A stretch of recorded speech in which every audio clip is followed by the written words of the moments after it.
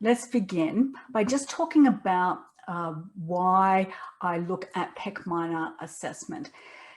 It's already a leap to get there. And so if we have a look at the dissection, the most obvious loss is the lymph nodes.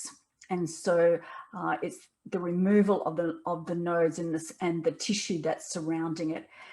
Because of the location of the dissection, then I am hypothesizing that there will be changes in pec minor length and function, and that these changes in pec minor length are due to the adhesions that form at the dissection bed.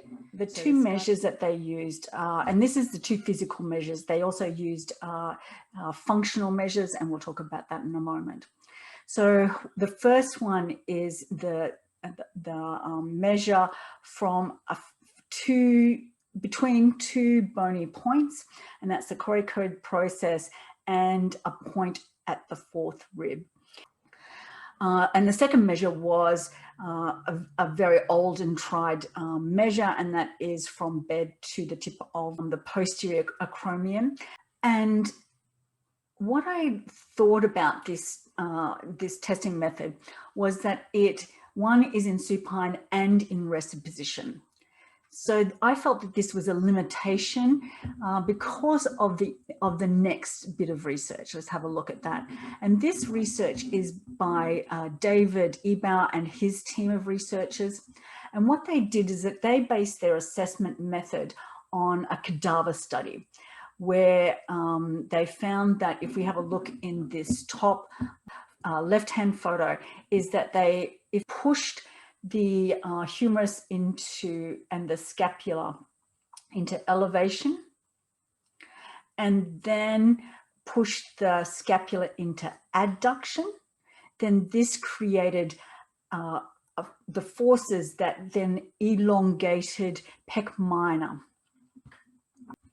So their testing method was to place the arm bone into 30 degrees flexion, and then use those two positionings or stretches to then push pec minor into its most length. And then they used the same method of a testing, so the bony points. And so they then compared the at-rest length to the stretched length. In my practice, I'm a solo practitioner. And so I couldn't hold a person's pec minor in length and then measure using either a tape measure or a pincer measure. I just didn't have enough hands.